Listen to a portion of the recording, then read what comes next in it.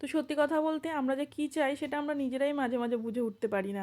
আর আমি না ছোটোবেলার একটা কথা বলি, যখন আমি ছোটো ওই ক্লাস 1-2-এ পড়তাম, তখন ভাবতাম ওই ক্লাস 5-এ উঠলে তখন আর মর্নিং স্কুল থাকবে না, ডে স্কুল হয়ে যাবে 11টা থেকে, এবং তখন হয়তো আমি বড় হয়ে যাবে, এবং তখন ছোটোবেলায় সবারই একটা ইচ্ছা থাকে যে কবে আমি বড় হব। যাই হোক, সেই ক্লাস 5-এর সেই প্রথম দিনের স্কুলটা এখনও যেন স্মৃতির পাতায় গাঁথা আছে। তার কারণ ওই দিনেই মনে হয়েছিল যে আমি হয়তো বড় হয়ে গেছি, ক্লাস 5-এ উঠে গেছি। আর এখন যখন অনেকটা সত্যি বড় হয়ে গেছি, তখন মনে হয় যে সেই ছোটোবেলাগুলো ফিরে পেলে হয়তো আবারও ভালো হতো।